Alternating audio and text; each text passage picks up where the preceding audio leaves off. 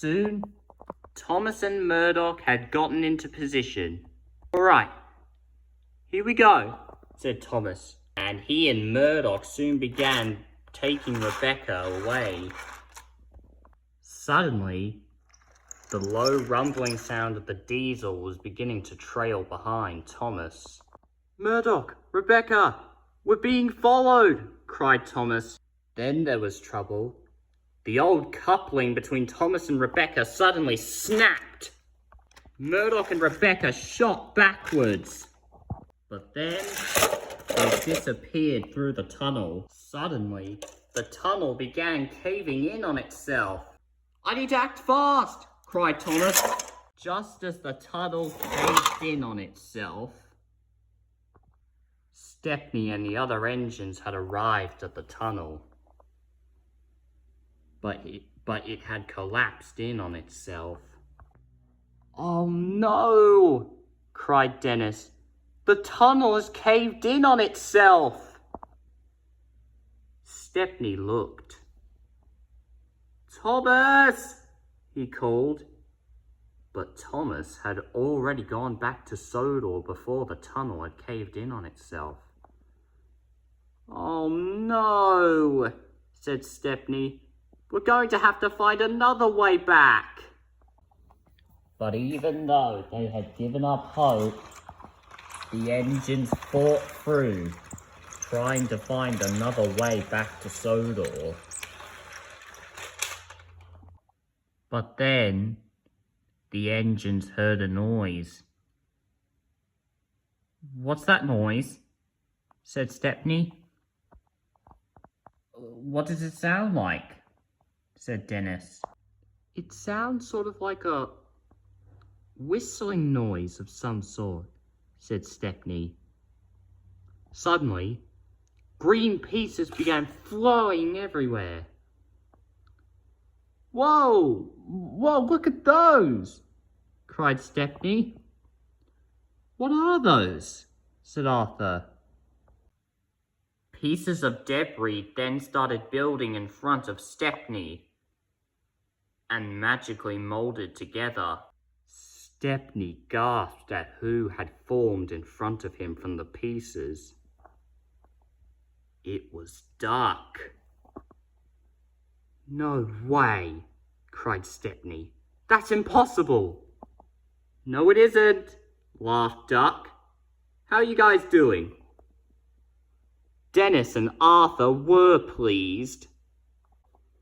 Meanwhile, back on Sodor, Rebecca and Murdoch had come out of the magic rock. The two engines waited with bated breath, but they feared that Thomas might not have made it. Suddenly, there was a whoosh and a wheesh and a clackety-clack, and Thomas came out of the rock onto the track. "Bust my buffers!" cried Thomas. "That was close. But I do fear that the diesel is behind us." "Thomas, calm down," chuckled Rebecca. "We made it. Although, I could do with a mend." "Yeah," said Murdoch. "So could I." "Yes, of course," said Thomas. "I'll get you guys to the works." Thomas buffered up, Murdoch pumped his pistons, and the two engines began taking Rebecca to the works. Thomas shunted Rebecca into the works. Henry was also there. "Hello," said Rebecca. "Oh, hello there," said Henry. "Who are you?" "I'm Rebecca," she said. "I'm from the secret island."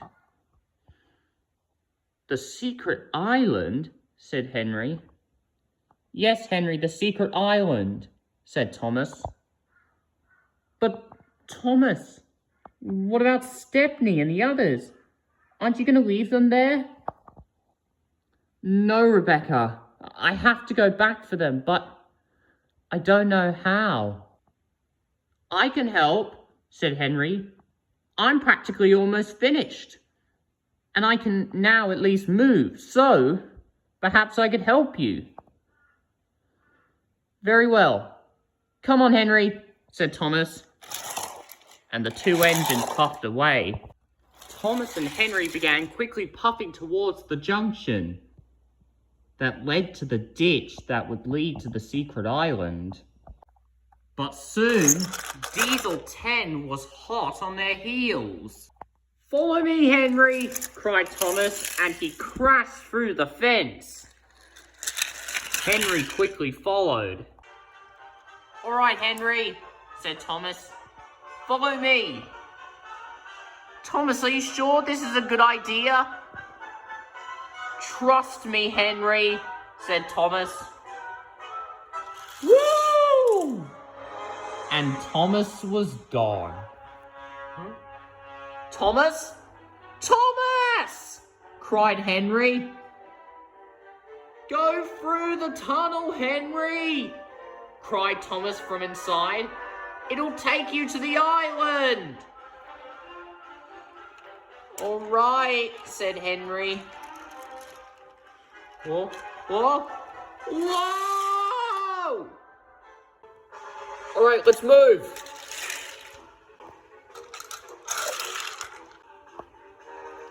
Thomas and Henry were puffing as fast as they could, but Diesel 10 was gaining on them. Thomas and Henry pumped their pistons, but Diesel 10 was close behind. Suddenly, they screeched to a halt. Thomas and Henry were surprised. There were the other engines. But Thomas was most surprised to see Duck, the engine saved from scrap. Duck! You're alive! Yes, I am alive, said Duck. Quite surprising, isn't it? Thomas looked behind them and noticed Dennis and Arthur. Dennis? Arthur? Hey, Thomas. Where have you been? Well, we've been here, said Dennis. So that explains where you guys went, chuckled Thomas. So good to see you all. Then there was trouble. They heard the puffing of an engine on the track. They waited with bated breath. But it was just Emily. Thomas was relieved that Emily was okay. Emily, you're okay. Yeah, I am okay, she said. But then they heard a low rumbling sound. Oh no, the diesel's coming back, cried Emily. We need to find another way back to Sodor. Emily, take Duck and the other engines back. You need to find another tunnel. I think I saw one not too far from here. It should lead you back to Sodor. Got it, said Emily. Emily quickly buffered up to Duck. And then the engines began to rush off to where Thomas said the tunnel was. Thomas's wheels were whirring as fast as he could, but he didn't think it would be fast enough to outrun the diesel. As the engines rattled on, they realized they were near the tunnel that Thomas had talked about. Thomas jumped, but soon he was dangling with his back wheels teetering over the edge of the bridge. Oh no, I didn't make it! Soon, the other engines had found the tunnel and quickly rushed threw it back to Sodor. The Diesel had jumped and had grabbed the rock underneath Thomas. Thomas began teetering.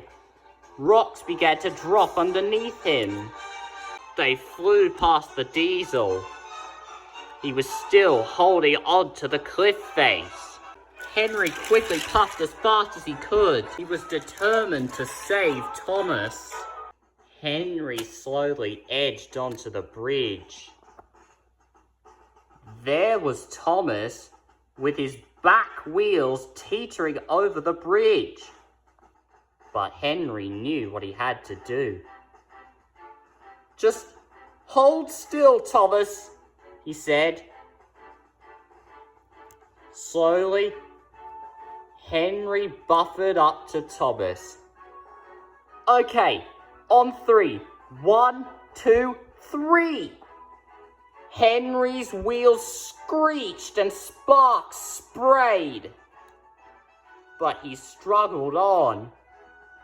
And then, turn by turn, and finally with one mighty heave, Henry pulled Thomas back from the side of the cliff. "Thank you, Henry," cried Thomas.